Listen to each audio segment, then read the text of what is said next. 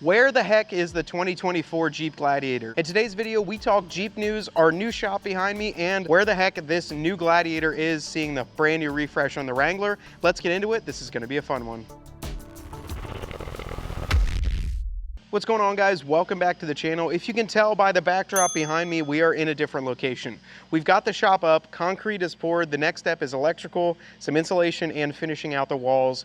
We want to let you guys know that we are extremely excited to have this opportunity to have a brand new shop and really be able to give you the top level content with a lift, with having full backdrop. But as a small business, as a small channel, well, not really that small, we're close to 20K subscribers, but growing that requires more quality content, and it requires a space where we can really call our own. So we're super excited to have this back behind us. And if you guys are interested, if you own a business too, and you have, whatever products you want to advertise, reach out to us. We can definitely help in the Jeep community. But thank you guys so much. Up until this point, we are so happy to be where we're at. Only 7 or 8 months into this channel, so we couldn't thank you guys enough. Let's talk about the Gladiator. I'm really concerned about the fact that we have not seen any updates on that yet. The 2024 Wrangler has been released for a few weeks now. We've seen all the updates, all the changes, the new grille, this, that, and the other, the full float axle, the new screen.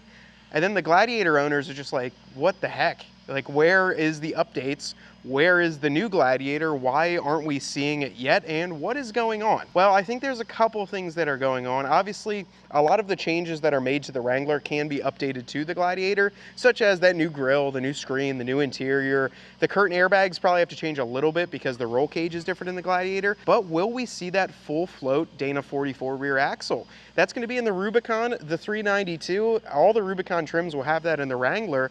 But are we going to see it in the Gladiator, or will we see something a little bit bigger? Will the Gladiator increase its towing capacity past the maximum of 7,200 or 7,250 of what that is now? Or will it stay where it is and just get that full float for those that are really out off-roading? There's a lot of things to speculate, including the color changes, the grille design, what we saw at Easter Jeep Safari. Some of the coolest things that we saw from the Easter Jeep Safari concept vehicles. I absolutely love this. All of them had the brand new grille on there, so if you guys don't like it, that is what's coming, and all of them are gonna have that shorter grille. But one of the coolest things is I almost saw that, it looked like a face mask of a football helmet, and it sat in front of the grille, and what that did was actually flip down and give you the ability to either sit on there. For me and a lot of the guys that hunt around here, you could probably put a buck or a doe on top of that and really carry that back, or you could haul a cooler. I don't know, you could do all sorts of things with it, but I really like that idea, and I think that would be really neat if it came into production. Now, we didn't see any of the new interiors on any of those vehicles that were brought out to Moab, besides the ones that were on the actual 2024 Wrangler. The Gladiator, though, is always seemingly left behind. Now, the one big speculation that I keep reading on the Gladiator forums is that since the Gladiator came out in 2020, it's 2 years behind the Wrangler. The Wrangler came out in 2018 for the JL. Will we see an update 2 years later? For me, doesn't make a lot of sense. You guys are changing the tooling, you're changing the dash, you're changing so much. Might as well do it all at once and get it knocked out in one shot. But who knows? What do you guys think? I want to hear in the comments. If you guys think the Gladiator will come out soon with the refresh, or if you think they'll let it be for a little while, maybe use up some of those old parts and just kind of leave the Gladiator the way that it sits. The next thing I wanted to talk about is what options I would like to see in the Gladiator. Now, a lot of comments, a ton of people are asking about this. I personally have the same feeling. Why did the Gladiator not get the 392? I had a 2021 Jeep Gladiator Rubicon in Firecracker Red that I put on 37s, winch, bumpers, all sorts of heavy gear on it. It had the 3.6 with the 8-speed automatic, and with the factory gearing, it was kind of doggish. It could not get out of its own weight, and I would have honestly done a re-gear if I kept that vehicle because it just seemed underpowered. I'm not sure why Jeep hasn't decided to drop a 392 or even a 5.7 liter Hemi into the Gladiator platform. A ton of people would scoop that up in a heartbeat. We've seen how popular the Rubicon 392 is and all the fan base that has that vehicle.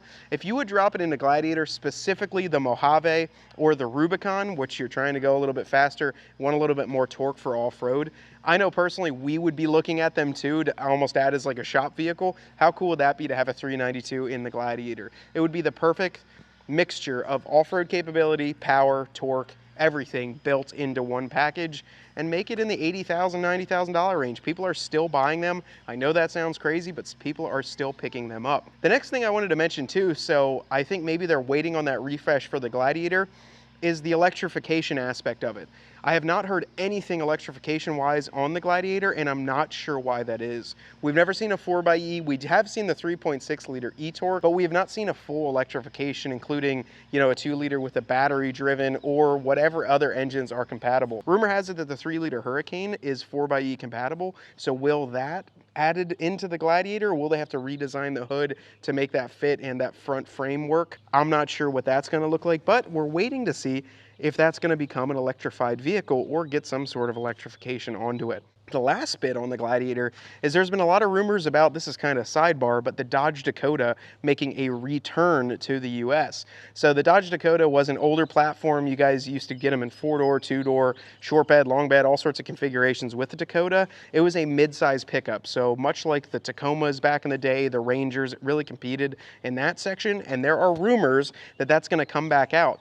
Will that replace a Gladiator? I don't know. Will that be wider, allow some more 4xe electrification on there? It's still in the FCA Stellantis lineup, but I would be curious to see what they do with the Gladiator, if they're gonna keep it around forever, or it's gonna be one of those, we made it for a couple years, you guys had your chance, and it's going away. I would hate that. I know a lot of you guys watching this would also hate that, and I think the Gladiator holds a lot of great purposes for the off-roader that still wants to be able to pick up some lumber and maybe throw a rooftop tent on the back. But you guys let me know in the comments what you think the future of the Gladiator looks like, if it looks bleak, or if you think they're gonna kind of refresh that and really storm out of the gate with it. The last section we're waiting on even the 2024 Wrangler is the pricing.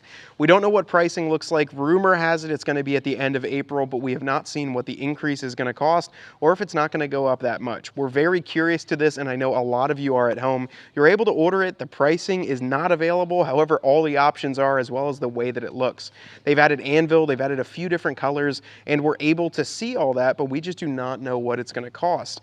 Now, when it comes down to it, though, pricing is extremely important. We're curious of it. What's the 392 going to run? What's a base sport manual going to cost us?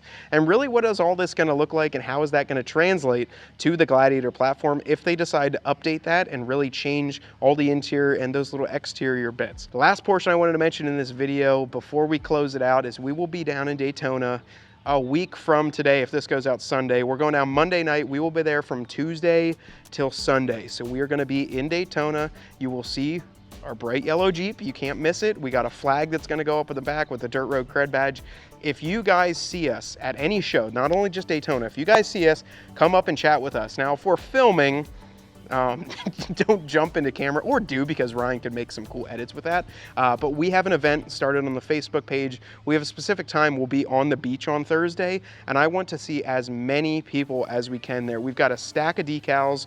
We're going to have maybe some adult beverages there, maybe not, according to whatever the bylaws are of that town.